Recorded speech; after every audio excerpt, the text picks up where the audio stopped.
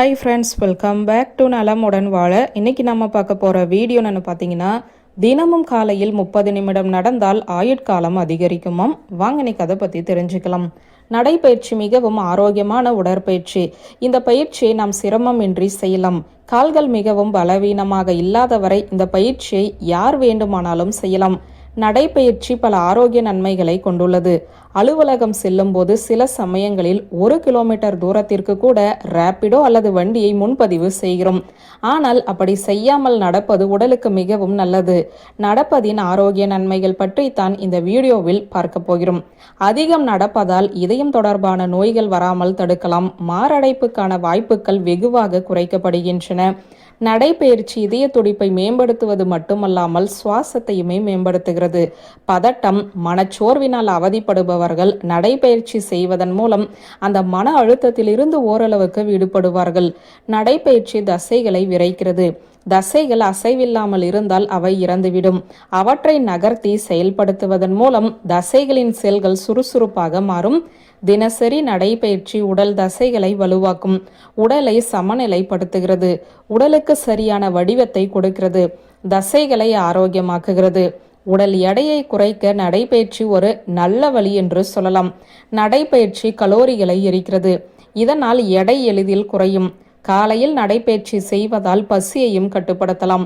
நடைபயிற்சி உடல் மற்றும் இரத்தத்தில் உள்ள சர்க்கரையின் அளவையுமே கட்டுக்குள் வைத்திருப்பதாக பல ரிசர்ச்களுமே சொல்கிறது. வழக்கமான நடைபயிற்சி உடலில் கொழுப்பு சேர்வதை தடுக்கிறது. கொழுப்பு சேர்வது இதய நோய் மற்றும் சர்க்கரை நோய்க்கு காரணம். நடைபயிற்சி இன்சுலினுக்கு உடலின் பதிலை மேம்படுத்துகிறது. நடைபயிற்சி ஆயுட்காலத்தை அதிகரிக்கிறது.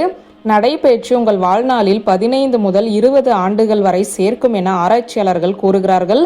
நடைபயிற்சி மன ஆரோக்கியத்தையும் மேம்படுத்துகிறது. மனச்சோர்வை எதிர்க்கும் மருந்தாக செயல்படுகிறது. தினசரி நடைபயிற்சி கூட ஒழுக்கத்தை கொடுக்கும். காலையில் வெயிலில் நடப்பது உடலில் விட்டமின் டி அளவை அதிகரிக்கிறது. சூரிய ஒளியின் மூலம் உடலில் விட்டமின் டி உற்பத்தி செய்யப்படுகிறது. நடைபயிற்சி உடலில் ஆன்டிபாடிகளை மேம்படுத்துகிறது. இது வாய் ஆரோக்கியத்தையும் மேம்படுத்துகிறது. நோய் எதிர்ப்பு சக்தியை அதிகரிப்பதோடு நுரையீரல் செயல்பாட்டையும் மேம்படுத்துகிறது.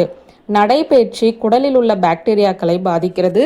ஜீரண சக்தியையும் மேம்படுத்துகிறது.